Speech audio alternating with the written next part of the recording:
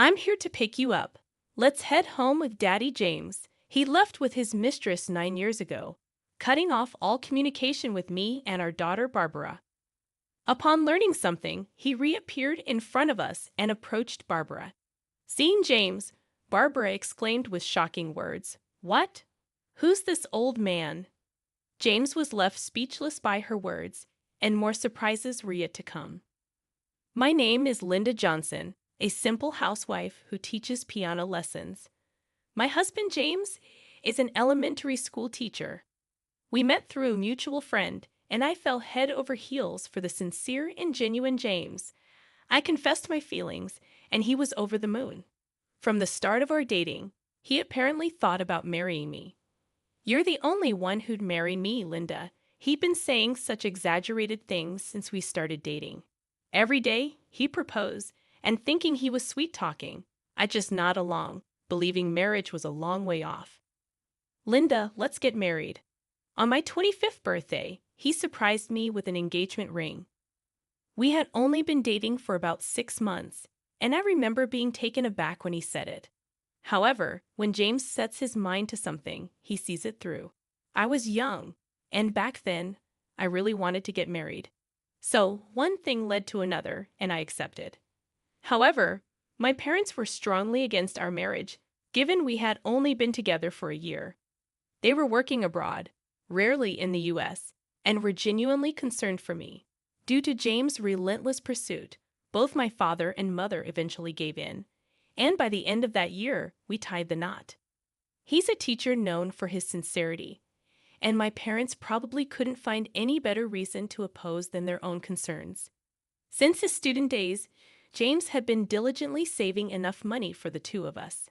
He even created a detailed budget, showing my parents how much we'd need for the future. I reckon, if I were in my parents' shoes, it would be hard to keep opposing at that point. If you're going that far, please make sure to make my daughter happy. She's our most precious treasure after all. With that said, the parents gave their blessing for the marriage. I thought I was about to embark on a happy married life. However, life wasn't as smooth as I had imagined. After getting married, I realized James was surprisingly sloppy and believed housework was a woman's job. Men should earn money outside and then live freely. He had this old-fashioned baby boomer mentality and never helped with the chores.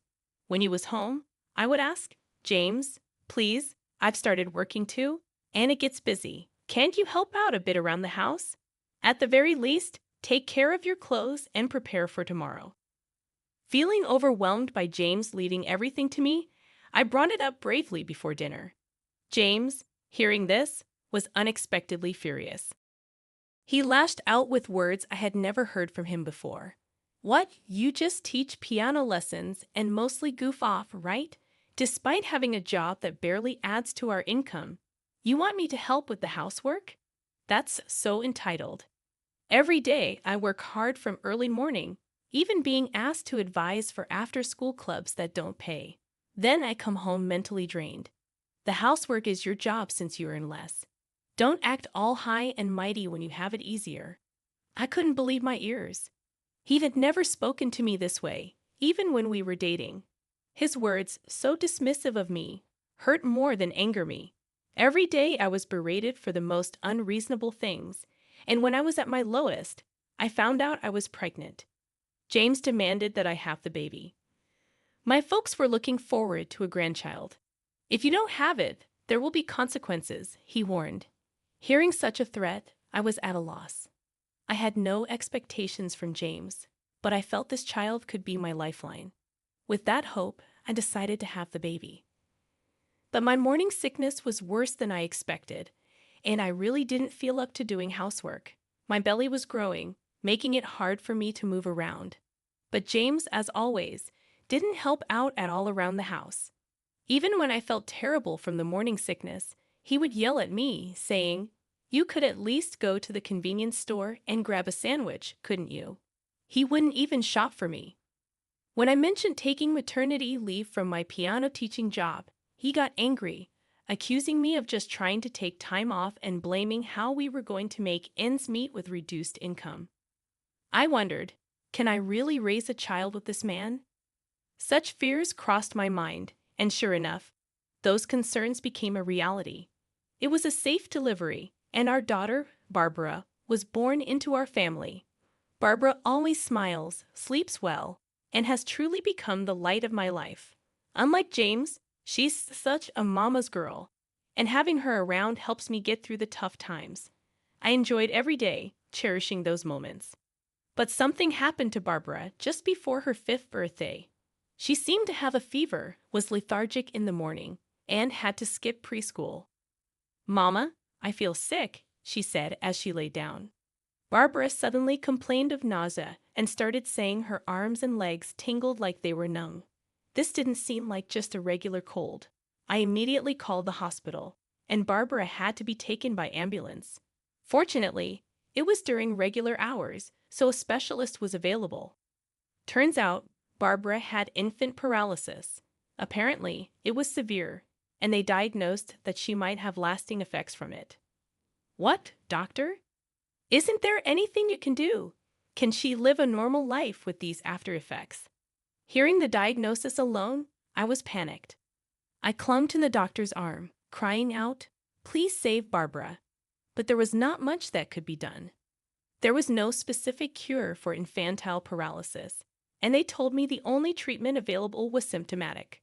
I needed to discuss this with James and decide what to do next. I had hoped that at least when it came to Barbara, James would be supportive, but I was too naive. Unexpected words came out of James' mouth. "Barbara's sick. Don't be messing with me. It's probably because you never properly looked after Barbara." James was raging beyond belief, starting to blame me for Barbara contracting polio because of my supposed neglect. At this time in the US, there wasn't a quadrivalent vaccine available yet. The only way to prevent the polio virus was to get vaccinated. To be frank, there wasn't much that could be done if someone caught it. Yet James kept blaming me entirely, showering me with words that seemed like he was trying to escape responsibility. "What are you going to do if she ends up with lasting after effects and needs more care? You going to take full responsibility for her?" James spewed these cruel words without a second thought. Hearing this, something inside me snapped. Why do you push everything onto me when she's both her child? Polio is an unstoppable virus, okay. Other than vaccines, there's no effective prevention. Instead of blaming me for what's happened, shouldn't we be discussing what to do next? Yet here you are, more concerned with pointing a finger rather than worrying about our daughter. Don't you feel any responsibility as a father? I had never once complained about James since Barbara was born. I'd always kept silent out of fear that Barbara might get hurt if I didn't. But I had reached my breaking point.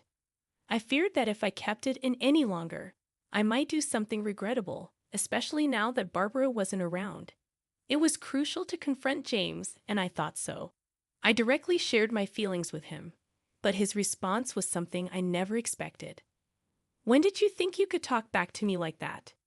James gave me a look of disdain, colder than anything I'd ever seen from him. Seeing that expression, a chill ran down my spine. "I didn't raise you to be a defiant wife. You should have just listened and obeyed me. I don't need you anymore. Get out." With that, James started to drive me out of our home. Confused by the sudden turn of events, I banged on the door repeatedly from the outside, pleading for him to let me back in. But there was no response from James, and the midwinter air pierced my skin.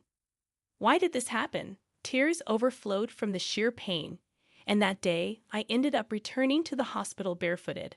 I left my cell phone and wallet at home. The nurse who saw me turned pale and immediately tended to me. Warm blankets, a drink, and the kind words of the nurses. Tears streamed down my eyes as I felt the warmth of people around me. The nurses contacted my mother and explained the situation. Linda, my mother, who was in the UK for work, decided to come home right away. She took over dealing with James. Seeing that I was mentally exhausted, leave him to me. "You just focus on Barbara right now. She's the one fighting the hardest. Pull yourself together." She revived my soul, and it woke me up. I'm not the only one who's hurting. Barbara is still fighting to overcome the virus, holding on to Barbara's hand as she struggled. She squeezed back weakly. I'm going to fight on, even without words. It felt like Barbara was telling me that. It made me realize I can't give up either. However, due to Barbara's severe polio, she had paralysis affecting her left lower half. She could move but not freely at her own will. It's almost like she's numb, but her fever subsided and she could talk properly. Barbara smiled as if to say she was okay. Who cares about one left leg? This is nothing. Thanks to you for bringing me to the hospital so soon. Heck, I'll even undergo rehab to make this leg move more. So, Mom, please don't blame yourself anymore because of me. Barbara, now regaining her strength, seemed to have realized everything. There were times when I secretly left the room to cry, and I constantly blamed myself, thinking it's all my fault. I was comforted as if she could see right through me. Hey, Mom, where's Dad? He hasn't visited once. Is he busy? The moment Barbara mentioned her father, my heart sank. Barbara, can you listen calmly? I hesitated to tell the recovering Barbara the truth. However, I didn't want to hide anything from her. If she has to face a painful reality someday, I might as well tell her now. Gathering my thoughts, I told Barbara the painful truth. A divorce. Turns out, James had left Barbara and me to run off with his lover. When my mother went to James's house, everything was gone except for my belongings. The only thing left on the table was a letter written about a divorce, and there was no trace of him other than that. When my mother tried calling James on the cell she'd given me, he coldly said, "Why would I care for a sick kid? I'm done with you. It's over between us." And with that, he hung up. Later on, when my mother visited his parents' house, they told her about James' current situation.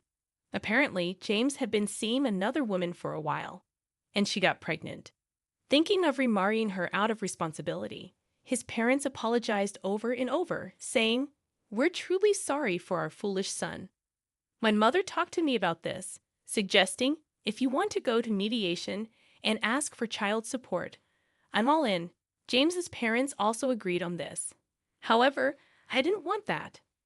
While I can't deny that I'm boiling with anger about everything, my mind is preoccupied with Barbara. I don't have the time to deal with such a deadbeat guy. I conveyed my thoughts to my mother, who, though frustrated, respected my decision. So, Dad cheated.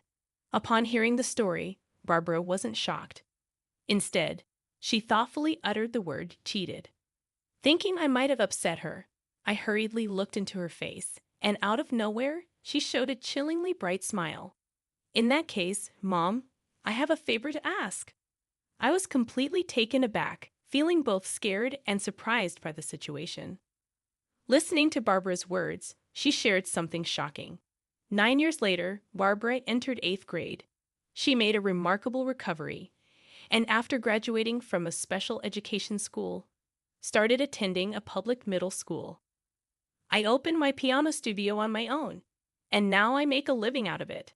Since then, we faced countless challenges, but Barbara has been resilient, and I often find myself leaning on her for support. Just as I thought our smooth sailing days would continue, I spotted a stranger standing in front of our house that day. Barbara and I were out shopping, and she was right beside me when I noticed the man. Wondering who he could be, we approached him, only to recognize him, and both of us wore expressions of shock.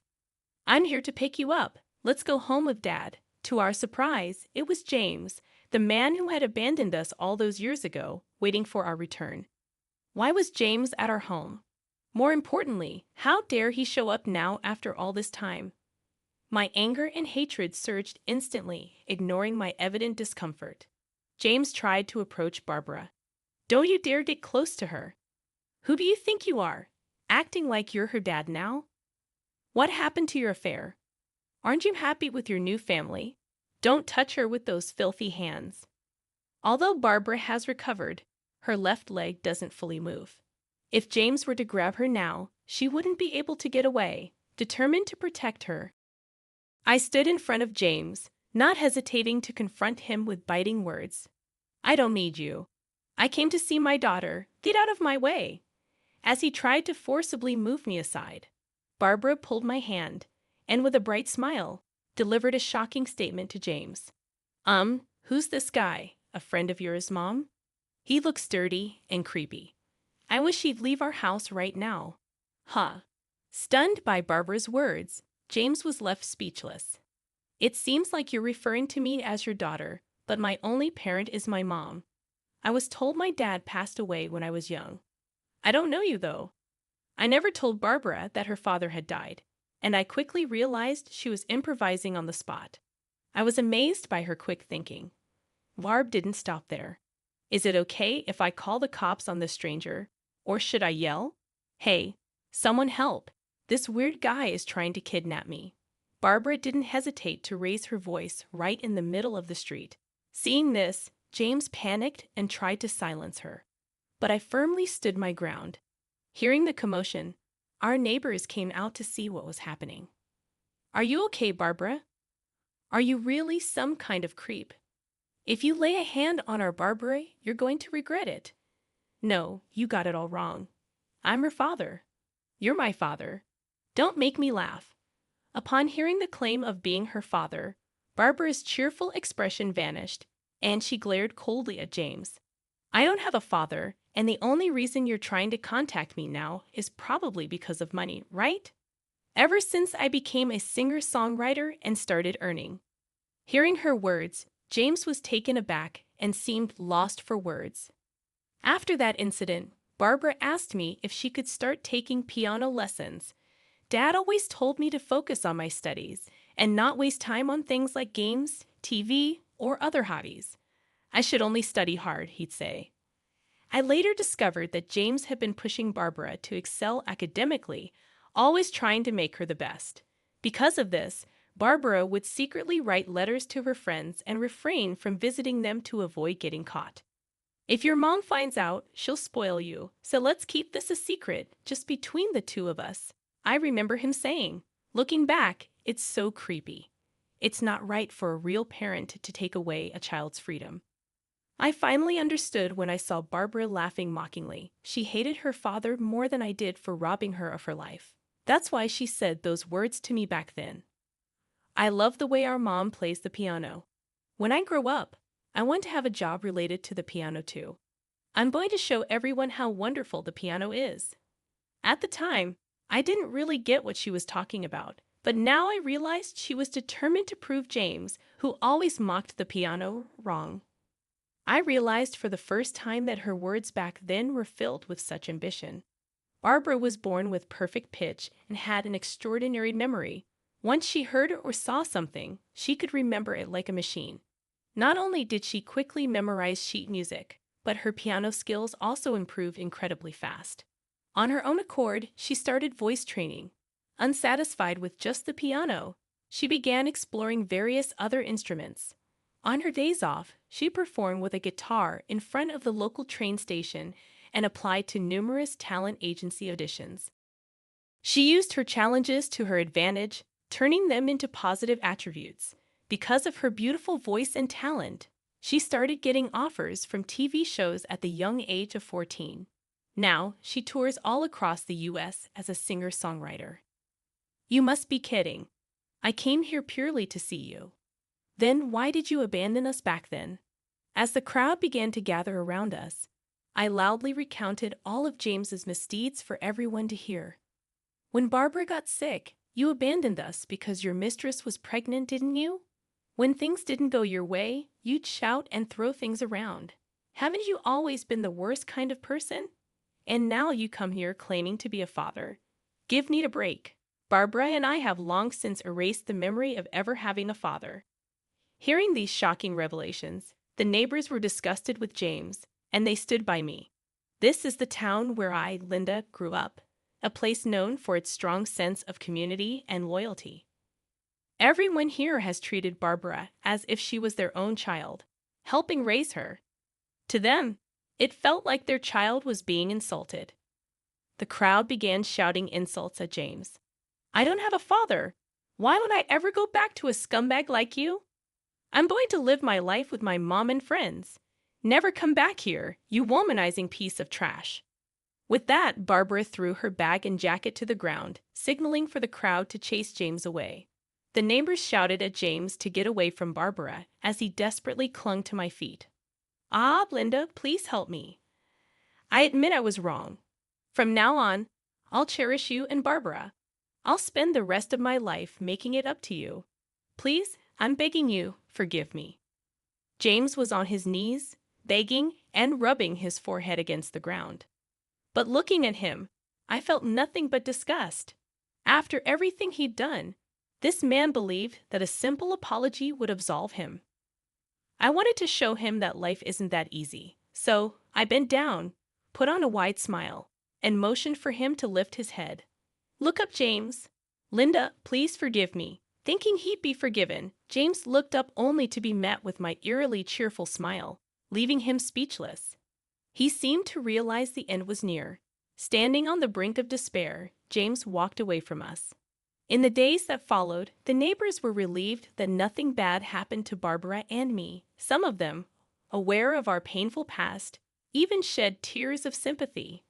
We'll be here for Barbara from now on, as her dad or big brother or whatever. You're a bit too old to be called a big brother, ain't you? You got that right. Everyone laughed it off in a cheerful mood, and before we knew it, the atmosphere lightened and Barbara's smile returned. Apparently, the reason James visited us that day was because Barbara was featured on a TV music show, and he happened to see me there. He was able to find our house since our home also functioned as a classroom. A bit of digging easily revealed our location. Word has it his current wife is quite the spendthrift, and his paycheck alone couldn't keep them afloat, so he came crying to us for help. Some folks just never change. Guess it's good we tossed him out when we did. Mom, maybe I should write a new song titled Trash and vent about all our past grievances, jokingly said my daughter. As scary as it was hearing those words from her, seeing Barbara enjoy life despite our hardships made me feel a bit glorious.